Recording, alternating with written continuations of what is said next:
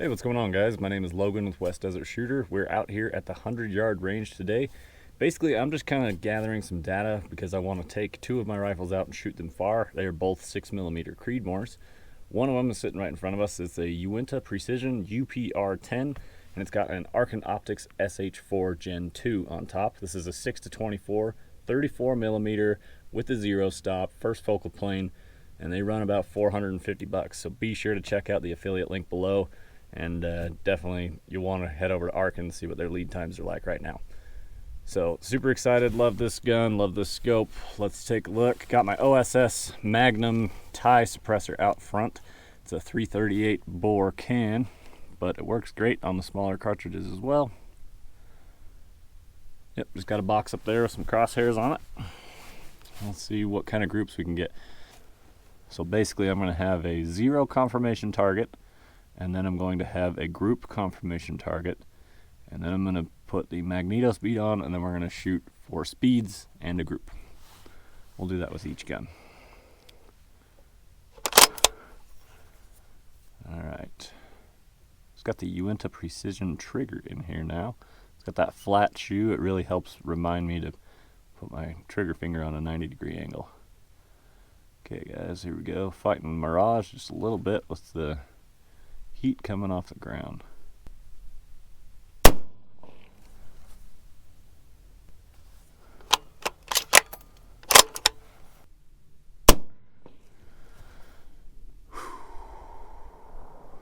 Yeah, good God.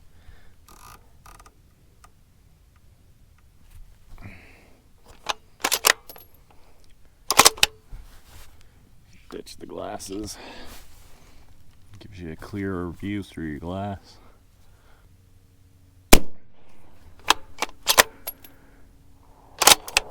That was it, man. Right in the crosshair.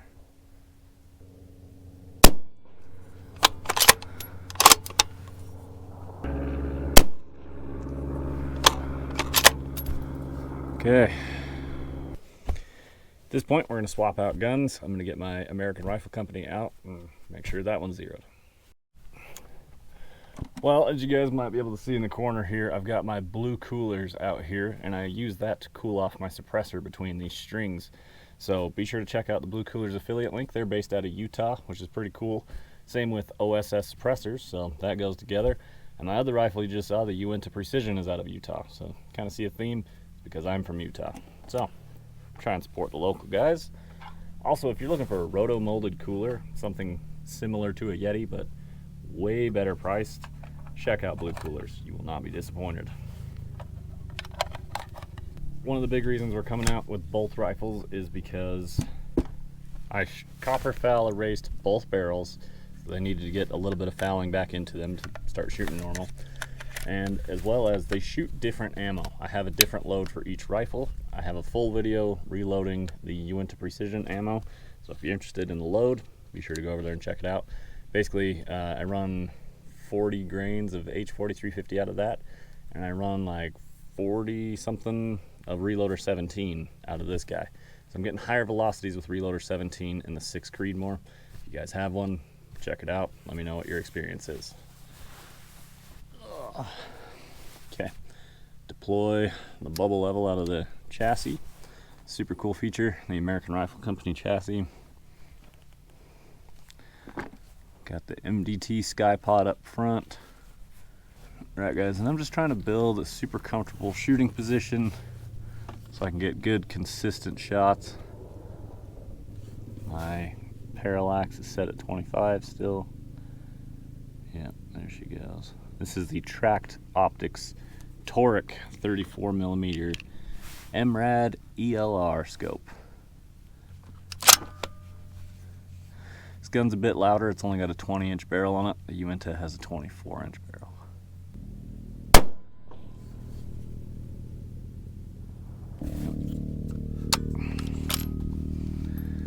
American Rifle Company inertial ejection, so I can control how hard the brass gets ejected, which is handy for reloading in times like this. I'll throw my brass under my truck.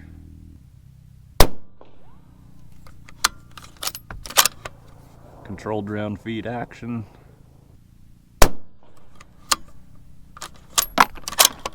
Which I guess I shouldn't expect like the greatest groups in the world again, because we're fouling these barrels back in. Really fighting Mirage on that shot. Okay, right here, got a little bit of a sticky bolt. I actually used the lever on that Archimedes action. Most of the time I don't even feel that. So let's take a look at that brass. Looks fine. It's not even like extremely flattened or anything. But yeah, that group is not that pretty. Probably right around an inch. Which I've seen this thing shoot ragged holes, so not that impressive for me on this trip. I'll just throw a second group downrange, but as far as where the group is, I like it. I might bring it up 1/10. We'll see where that one puts this next group.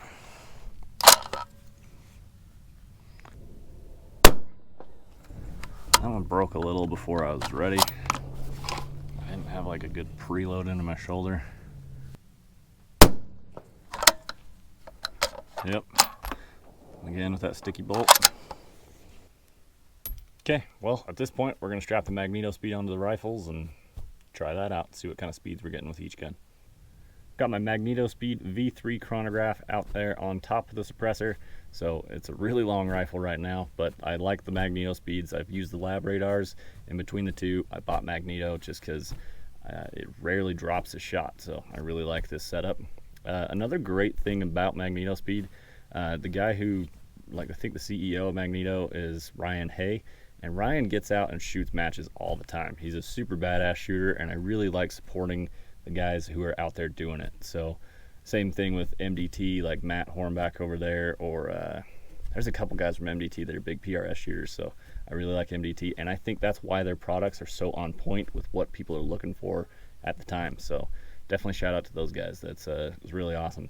Same with Uintah Precision. It's just a bunch of dudes out there. They're all about shooting, man. They love their guns, so they make good ones. Always support the guys who are actually into it.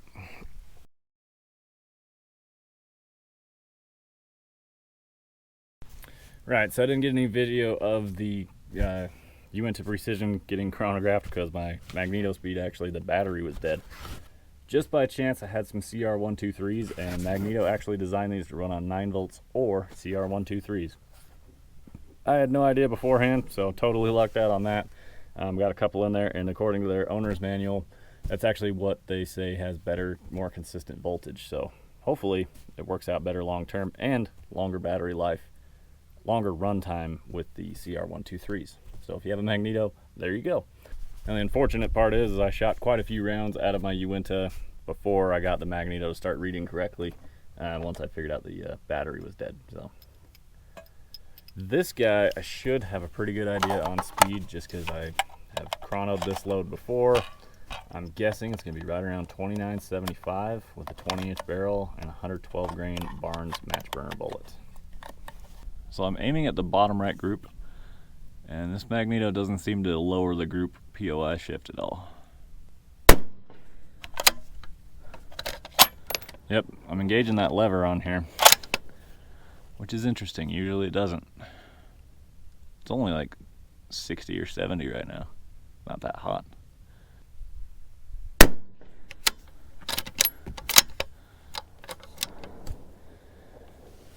All right, so the speed on this is less than I thought, actually. Let's drop 2 more rounds in. Just give me a better idea of velocity. 3 rounds isn't quite enough for speeds. Average is 29.37, so that's interesting. Did I have one that was particularly fast or low? 29.35, 29.38, 29.50, 29.30, 29.35. So I mean, not really. SD is 7.4, can't complain. And apparently that's the speeds that this thing's running currently. Very interesting. So that's with the suppressor and everything. Typically it's rumored that you see a boost. I haven't ever really seen velocity differences with my OSS. So let's go run down, take a peek at those groups real quick, throw the suppressor here back in the cooler, let it cool back down, and then I think it's time to pack up and get out of the desert.